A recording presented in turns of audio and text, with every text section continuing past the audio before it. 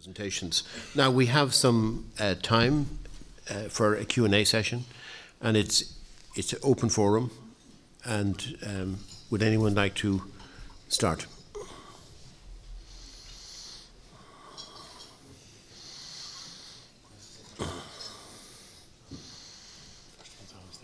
Yeah.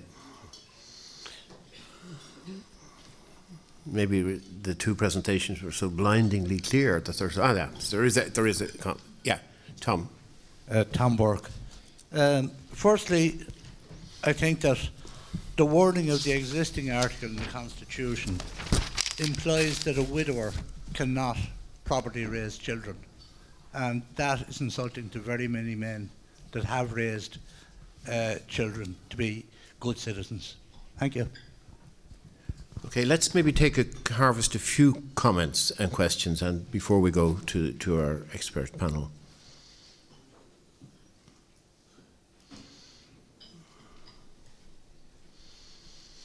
Okay, well, let's go directly to our expert panel. Which of you would like to take this comment about the widowers?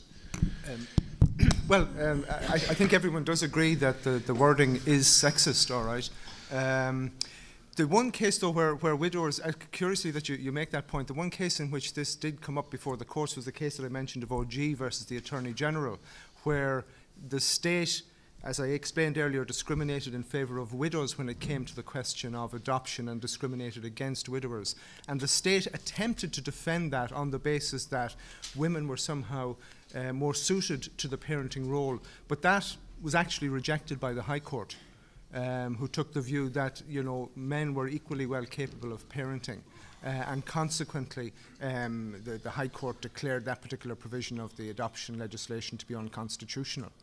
And rejected the attempt by the Attorney General to rely on the clause that we're considering today to justify the discriminatory situation.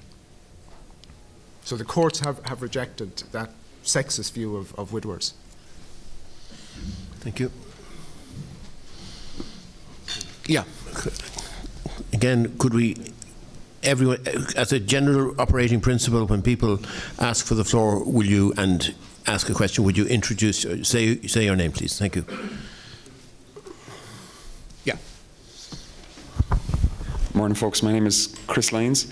I did note that when Siobhan was actually talking, one of the provisions recommended for an update was that the text be updated to say parents. And I would have a question regarding the legal definition of a parent, because that probably won't be all inclusive of all carers, I suppose, because not necessarily does one have to be a parent to look after someone, as in the case of, I don't know, the diaspora looking after a brother, looking after a sister, or an elderly sister, or even a gay parent who will probably have to look after an adopted child. So I would ask that when we're reviewing the text that we kind of dissociate from a person looking after someone in the home has to necessarily be a child of the other person. I quite like the Iona Institute's version of carers, so anybody who is in a home looking after someone who isn't a dependent in a kind of a care facility. So I just had a question around the legality of the termage that we're going to use, because it'll probably come up for constitutional review for that term, as in what constitutes a parent, and will we have to have another referendum for that to talk about opening up the legal coverage for those terms. So, okay, cool. Thanks, Chris. Thanks. I mean, that's probably sounds to me like a fairly fundamental issue. So, Siobhan, would you want to deal with that? Sure. Thank you for the question and comment. As currently drafted, the wording refers specifically to mothers. So, you know, a plain reading of the constitutional text is that it refers specifically to mothers, although the courts have suggested that in terms of reading the Constitution in contemporary society, that we might try to interpret that more broadly, but that would be to try to remove the sexist constraints of the language that is currently used in the text. With regards to the different proposals for reform, the proposals brought by the submissions that we will hear from soon is that the one possibility would be that instead of referring specifically to parents, which would be an expansion beyond what we have now, it would be wider, recognise the roles of all parents. But it's argued that Article 41.2 should include a wider recognition of the role of carers for dependents. So not just parents, but others who would perform a very important caring role, for example, for the elderly perhaps, or for a dependent sibling, as you mentioned.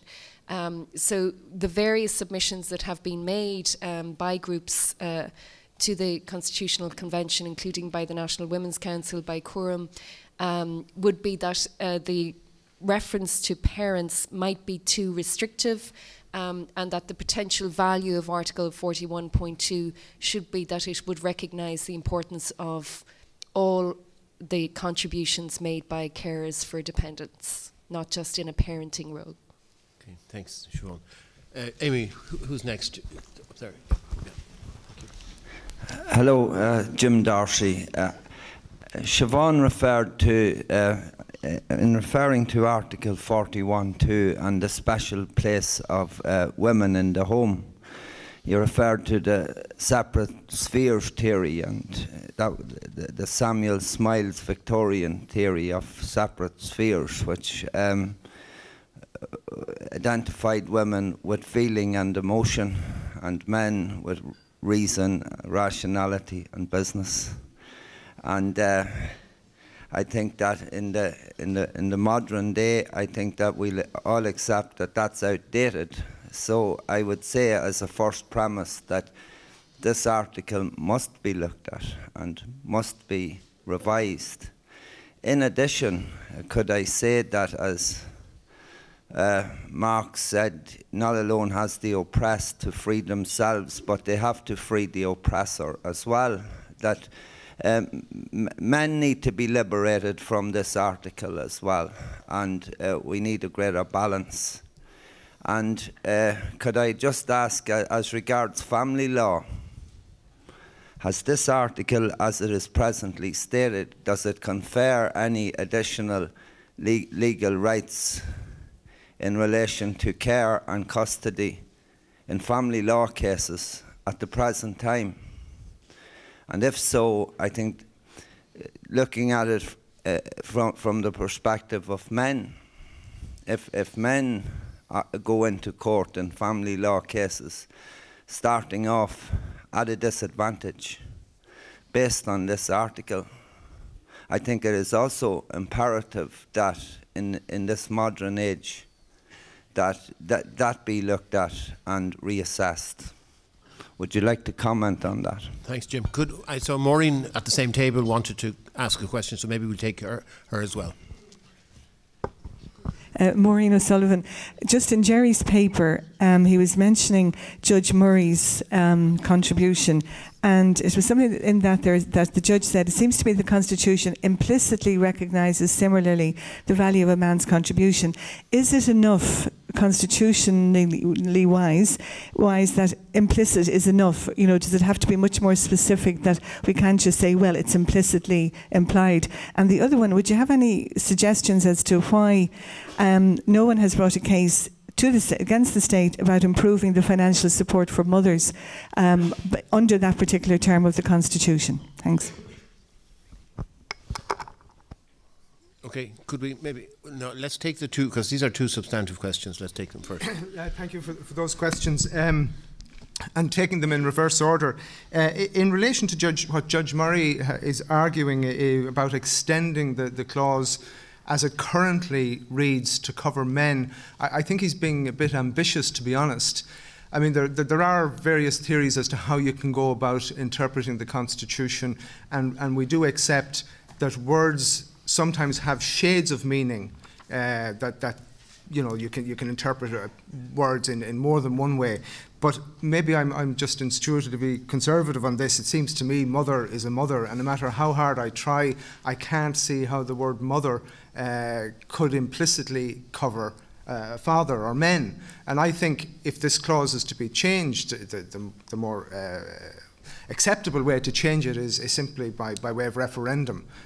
So I'm not very convinced by Judge Murray's line of argument here. I think he's stretching the language beyond its limits. With regard to using the clause to try and improve financial support for mothers or indeed carers in the family, in the home generally, as I indicated earlier, again, I would be pessimistic about using this clause in the context of litigation, of going to the courts and inviting the courts to order the state to improve financial provision. For the two reasons that I gave. First of all, the text of the existing text is weak in the duty that it imposes on the state.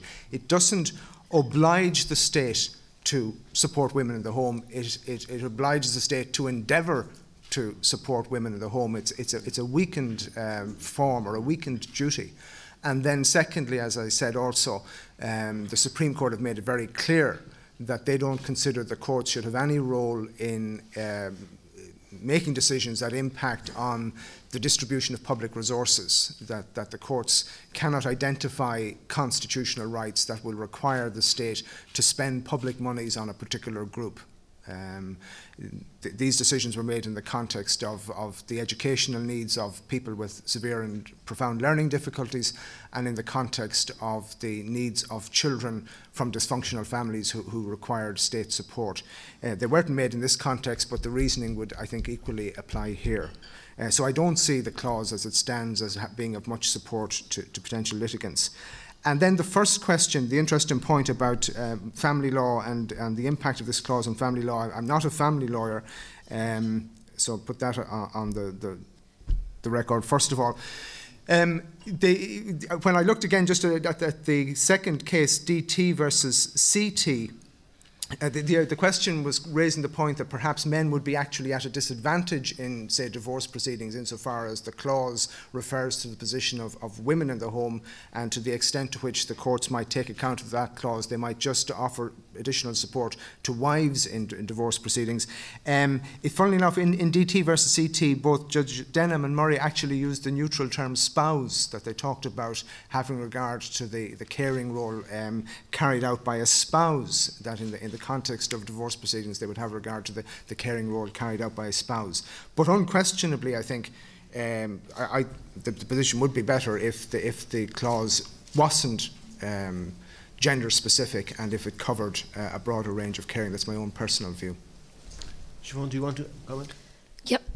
Just first, with regards to the fact that this provision not only assigns specific roles and duties to women and mothers, it also implicitly does so with regards to men by not assigning those kinds of roles. So it constrains and confines both women and men in terms of a specific view of their roles and duties as carers, as parents within the home and more widely. So that is certainly the case. And just an interesting point in relation to Ireland is a party to the UN Convention on the Elimination of All Forms of Discrimination Against Women. And when Ireland signed up to that international treaty, it did enter an opt-out, specifically with regard to a provision of the convention that relates to equal treatment on custody and guardianship of children and equal treatment in all matters of family law. And that opt-out was specifically that Ireland does give preference to women over men in those kinds of disputes. So again, it reflected a stereotypical view of the distinct roles of women and men, and perhaps not an adequate recognition of the roles and duties of both women and men with regard to caring for children. So that opting out of the CEDAW Convention didn't specifically reference Article 41.2. But you can see the similarities there in terms of the reasoning. And the CEDAW committee, the UN Committee on Discrimination Against Women, has repeatedly expressed concern about this particular provision and argued that it should be gender neutral, that it should recognise the roles and duties of both women and men equally. With regards to why has one argument has been made that this provision could provide an important support for the roles of women and mothers who work full-time in the home and take on caring roles. But as Gerry said, the case law to date hasn't provided for that interpretation of the constitutional text, and the constitutional text is relatively weak in that it is endeavour only, but where arguments have been made in the Cathy Sinnott case, for example, that argument drawing on Article 41.2, an argument to try to that the state should have given Cathy Sinnott more support in her role as a full-time carer for her disabled son. The majority of the court rejected the view that Article 41.2 could support that kind of legal claim to compensation from the state. And we've seen that also in the LNL case on disputes with regards to the family home, and that it hasn't been given that kind of interpretation. So in the very few cases where it has been relied on, it hasn't been interpreted in that way by the courts. So one of the arguments for reforming Article 41.2 is that perhaps we need a stronger recognition of the roles of carers and the duty of the state to support those roles, that we don't have that in terms of the current wording. Thank you. Siobhan, over there, please. Thank you, Stephen Agnew. And coming to subsection 2, and just following on from what you were saying there, Siobhan, and what Gerry has referenced.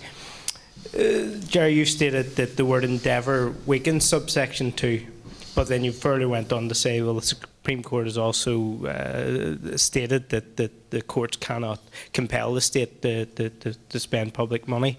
I mean, I get the impression, Siobhan, that you're suggesting if we remove endeavour, it strengthens that clause and may go some way to doing that. And I'm just wondering, given the Supreme Court's ruling, is that likely to be the case, or is it still going to be the case that the Constitution can compel the state to spend? And just wondering, is it worth even debating the word endeavour for that reason?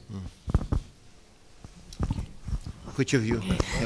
Well, I think the point that's been made is that because it refers only to an obligation to endeavour, so it's kind of a progressive, take some steps or try to, it's not a strong obligation on the state, so shall ensure would be a much stronger, a clearer, explicit obligation on the state. So, but where you don't have that in the text of the Constitution, then obviously the courts are limited in terms of what kind of interpretation they can give to that. So, just the clear wording of the text at the moment is that it is a relatively weak obligation on the state.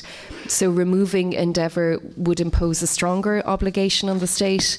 The courts in more recent times have been reluctant to give a recognition to what we would call socio-economic rights claims, because of course there are many obligations on the state to ensure, for example, a right to a fair trial, which imposes significant obligations on the state in terms of allocation of resources, but that isn't typically questioned. So there is a reluctance to engage in more depth with kind of rights claims that relate to a distribution of resources in some socioeconomic spheres, although any rights claim would necessarily do so. Yeah. Do you want to add, Gerry? I would agree with that analysis. I mean, you correctly pointed out that there are two problems here. One, the actual wording of this text, but then behind that again, a more general attitude of the courts, as Siobhan has indicated, a reluctance to protect socioeconomic rights. And the context in which the courts decided that point was in relation to a clause that we recently amended in relation to protecting children. Where it was a very straightforward duty on the state, where families were incapable of supporting their children, the state had a very clear duty to step in and protect them. And even though the duty was stated in what we might say forceful terms, the court still took the view that this did not entitle the courts to hand down decisions that would dictate to the Oireachtas and to the executive as to how public monies were to be spent. As I said, that related to children who were in need of secure accommodation because they had certain personality difficulties and their families were incapable of looking after them. The other context in which it arose was the context of, again, the state's quite clear duty to provide for free primary education. That is fairly straightforward. But again, this reluctance to get involved in protecting socioeconomic rights came to the fore in the Supreme Court decision. So, if you do remove the word endeavour from this clause, there's a second obstacle to be overcome. Okay. Thank you. Any other question before we? Yeah.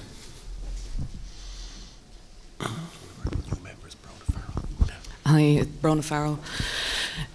If the Constitution has made a point that the stay-at-home parent is almost tantamount to society, why is there not more provision made for stay-at-home parents, carers, to a point where it could be almost like a career choice that comes along with the same benefits, the same, well, I suppose the same benefits really, that it is a career, it is a choice. There are people who decide they want to stay home for the betterment of their family or whatever. It's not that they have to, and they shouldn't be forced to, and nobody should be made feel that they have to stay at home. I think an awful lot of it as well has to go towards the thinking of stay-at-home parents, that, you know, if as a woman you go out to work, you're less of a parent, that you're not a nurturer. That isn't the case. If the structures were put in place and it was accepted that home is as much of a career as going out to work, and structures were put around it where maybe, like with Sweden, they actually cater for 50% of childcare costs, which allow people to go out to work, then they can build a proper structure around nurturing their family as well as working. The opportunity should be there for both. But unfortunately, the thinking in Ireland at the moment is that if you don't want to stay at home and mind your children, then there's something wrong with you as a female parent. So maybe the thinking and the structures around stay-at-home parents need to be added into the Constitution to take away that, I suppose, that detrimental view. And if the state acknowledged this and allowed for people who do stay at home to have some form of remuneration, then that would sort of even the playing field for both parents. It doesn't necessarily mean that fathers don't get the same benefit. They're as equally as important in the rearing of children. Thanks, Verna. Okay, that's a big question now for you as we conclude our plenary session. Thank you very much. I mean, I think that argument is reflected in many of the proposals for reform of Article 41.2 that would support retaining a version of Article 41.2 because it is viewed that it is an important recognition of the contributions, the invaluable contributions made by carers, including mothers and fathers. And that role should be specifically recognised and supported by the state. I think historically the presumption was that it was a role and a function and a duty of women and mothers, and that the role of caring for dependents would be undertaken by the family, and that the state did not need to step up to that role and didn't step up to that role. So it reflects different views on the relationship between the state and the family, I think, that you find not only in Ireland but also, for example, in some other Mediterranean countries where there would have been a reliance on the family to undertake those kinds of caring roles, and that you didn't have and you haven't had the same tradition of the state stepping in to support those roles and to develop social welfare systems that would support the roles of carers, including as parents within the home. So unlike the Nordic countries, for example, we haven't developed those kinds of extensive supports. And that, in terms of the various proposals for reform, I think the key argument that is being made is that there is a possibility to recapture the significance of care that is potentially pointed to by Article 41.2, but at the moment is very limited and refers only to the roles and duties of women. But that could be broadened out to make an important statement about what kind of supports the state might provide to carers. Gerry, would you like to make any comment on that?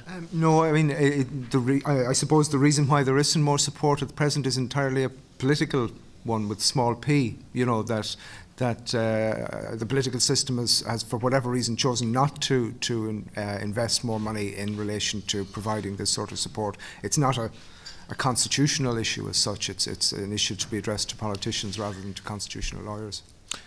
Okay, we'll draw this particular session to a close. I do want to thank both Siobhan and Gerry for admirably clear presentations initially and for very clear responses to the questions. We're now